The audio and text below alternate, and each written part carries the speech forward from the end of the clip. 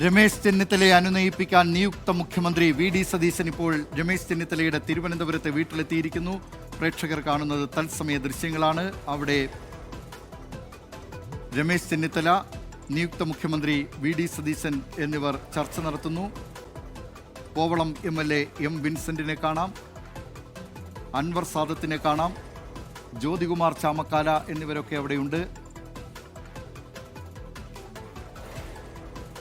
രമേശ് ചെന്നിത്തലയെ അനുനയിപ്പിക്കുക എന്ന ദൗത്യമാണ് ഇപ്പോൾ നിയുക്ത മുഖ്യമന്ത്രി വി ഡി സതീശനുള്ളത്. അദ്ദേഹം മന്ത്രിസഭയിൽ ചേരുന്ന കാര്യത്തിൽ, രമേശ് ചെന്നിത്തല ഈ മന്ത്രിസഭയിൽ ചേരുന്ന കാര്യത്തിൽ ഇതുവരെ തീരുമാനമെടുത്തിട്ടില്ല. ഇപ്പോഴും ഇടഞ്ഞു നിൽക്കുകയാണ് രമേശ് ചെന്നിത്തല. പക്ഷേ രമേശ് ചെന്നിത്തലയെ ഈ മന്ത്രിസഭയിലേക്ക് കൊണ്ടുവരിക എന്ന ഉത്തരവാദിത്വം നേരിട്ടെടുത്ത് ഇപ്പോൾ ജോസഫ് വാഴക്കിനെ കാണാം. ആ ദൗത്യം നേരിട്ടേറ്റെടുത്ത് ഇപ്പോൾ ജ്യോതികുമാർ ചാമക്കാല കൂടി വന്നിരിക്കുന്നു. അവിടെ ജോസഫ് വാഴക്കനുണ്ട്, ജ്യോതികുമാർ ചാമക്കാലയുണ്ട്, പത്തനാപുരത്തെ MLA. ആ നിലയിൽ രമേശ് ചെന്നിത്തലയെ അനുകൂലിക്കുന്നവരൊക്കെ അവിടെയുണ്ട്. ഇപ്പോൾ ആ ചർച്ചകൾ ആരംഭിച്ചിട്ടില്ല. അല്പസമയത്തിനകം ആ ചർച്ചകൾ തുടങ്ങും.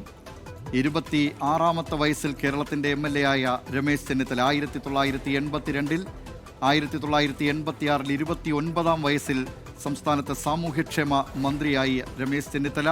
പിന്നീട് അദ്ദേഹത്തിന് അധികാര സ്ഥാനങ്ങൾ പലപ്പോഴും കപ്പിനും ചുണ്ടിനുമിടയിൽ നഷ്ടമായിട്ടുണ്ട്. നിരവധി തവണ ലോക്സഭാംഗവും നിയമസഭാംഗവുമായ രമേശ് ചെന്നിത്തല പിന്നീട് ഏതാണ്ട് 28 വർഷങ്ങൾക്ക് ശേഷമാണ് സംസ്ഥാനത്ത് മന്ത്രി കസേരയിലേക്ക് ഉമ്മൻചാണ്ടി സർക്കാരിൻ്റെ കാലത്ത് എത്തിയത്, ആഭ്യന്തരമന്ത്രിയായി എത്തിയത്. അതിനിടയിൽ കേന്ദ്രത്തിൽ PV നരസിംഹറാവു സർക്കാരിൽ അദ്ദേഹത്തെ സഹമന്ത്രിയായി ആലോചിച്ചിരുന്നതാണ്. പക്ഷേ യൂത്ത് കോൺഗ്രസ് ദേശീയ പ്രസിഡന്റായിരുന്ന രമേശ് ചെന്നിത്തലയെ തഴഞ്ഞ് അന്ന് യൂത്ത് കോൺഗ്രസ് ബംഗാൾ ഘടകം അധ്യക്ഷയായിരുന്ന മമതാ ബാനർജിയെ PV നരസിംഹറാവു മന്ത്രിയാക്കിയ ചരിത്രമുണ്ട്. പിന്നീട് 2004-ൽ കേന്ദ്രത്തിൽ UPA സർക്കാർ അധികാരമേറ്റപ്പോൾ, മൻമോഹൻ സിംഗ് സർക്കാർ അധികാരത്തിൽ വന്നപ്പോഴും രമേശ് ചെന്നിത്തലയ്ക്ക് നറുക്കു വീഴേണ്ടതായിരുന്നു. പക്ഷേ ആ തെരഞ്ഞെടുപ്പിൽ മാവേലിക്കരയിൽ CS സുജാതയോട് രമേശ് ചെന്നിത്തല പരാജയപ്പെട്ടത് മറ്റൊരു ചരിത്രമാണ്. അങ്ങനെ പലപ്പോഴും അദ്ദേഹത്തിന് നിർഭാഗ്യങ്ങൾ അദ്ദേഹത്തിൻ്റെ കൂടെയുണ്ടായിരുന്നു പല ഘട്ടങ്ങളിലും. ഇപ്പോൾ മുഖ്യമന്ത്രി പദത്തിന് അദ്ദേഹം അവകാശവാദം ഉന്നയിച്ചിരുന്നതാണ്. കോൺഗ്രസ് ഹൈക്കമാൻഡ് കേരളത്തിൻ്റെ മുഖ്യമന്ത്രിയായി തീരുമാനിച്ചത് വി ഡി സതീശനെയാണ്. അതേ തുടർന്ന് അദ്ദേഹം ഇടഞ്ഞു നിൽക്കുകയാണ്. ഇപ്പോൾ ചർച്ചകൾ പല തലങ്ങളിൽ നടക്കുന്നുണ്ട്. രമേശ് ചെന്നിത്തലയെ അനുനയിപ്പിക്കാൻ നേരിട്ടിറങ്ങിയിരിക്കുകയാണ് നിയുക്ത മുഖ്യമന്ത്രി വി ഡി സതീശൻ. ആ ചർച്ച തുടരുകയാണ്. തിരുവനന്തപുരത്ത് രമേശ് ചെന്നിത്തലയുടെ വസതിക്ക് മുന്നിൽ നിന്നും ഷഫീദ് റാവുത്തർ തുടരുന്നു. ഷഫീദ്, ഇപ്പോൾ ചർച്ച ആരംഭിച്ചിട്ടുണ്ടെന്ന് കരുതാം. രമേശ് ചെന്നിത്തല അനുനയത്തിൻ്റെ പാതയിലാണോ, അതോ രമേശ് ചെന്നിത്തലയെ ഏതു വിധേനയും അനുനയിപ്പിച്ച് മന്ത്രിസഭയിൽ കൂട്ടാനുള്ള വി ഡി സതീശൻ്റെ നീക്കമാണോ? ഏതായിരിക്കും വിജയിക്കുക?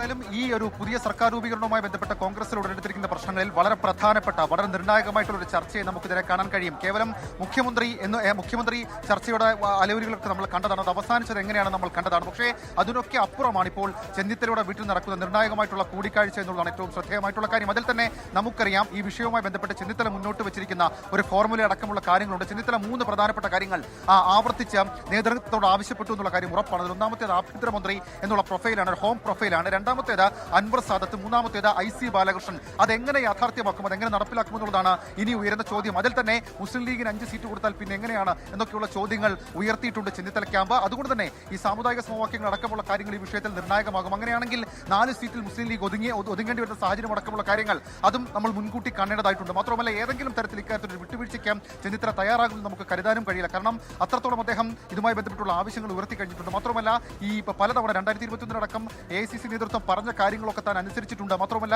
ഈ മുഖ്യമന്ത്രി തർക്കവുമായി ബന്ധപ്പെട്ട് താൻ നടത്തിയത് ഒരു ഫെയർ പ്ലേ എന്ന രീതിയിലേക്കുള്ള ചില സൂചനകൾ അങ്ങനെ ചില വിലയിരുത്തലുകൾ ചെന്നിത്തല ക്യാമ്പിൽ തന്നെ ഉണ്ട്. ചില പ്രവർത്തകർക്കും നേതാക്കൾക്കും അടക്കമുണ്ട്. ഏതെങ്കിലും തരത്തിൽ തെരുവിലേക്ക് ഇറങ്ങുകയോ അല്ലെങ്കിൽ ഫ്ലക്സ് അടക്കമുള്ള പ്രതിഷേധങ്ങളിലേക്ക് കാര്യങ്ങൾ പോയിട്ടോ ഇല്ല. എന്നിട്ടും നേതൃത്വത്തിന്റെ തീരുമാനങ്ങൾ അംഗീകരിച്ചിട്ടും ഈ രീതിയിൽ തന്നെ ആവശ്യങ്ങൾ പരിഗണിക്കാതിരുന്നാൽ സ്വാഭാവികമായും ചെന്നിത്തലയെ സംബന്ധിച്ചിടത്തോളം ചെന്നിത്തലയ്ക്ക് അത് കാര്യമായിട്ടുള്ള അതൃപ്തിക്ക് വകവെക്കും. ഇതിനോടൊപ്പം തന്നെ അദ്ദേഹത്തിന്റെ അതൃപ്തി അത് AICC നേതൃത്വത്തെയും അതേപോലെ KPCC. തിരുവനന്തപുരത്ത് രമേശ് ചെന്നിത്തലയുടെ വസതിക്ക് മുന്നിൽ നിന്നും വിവരങ്ങൾ നൽകുന്നത് ഷഫീദ് റാവുത്തറാണ്.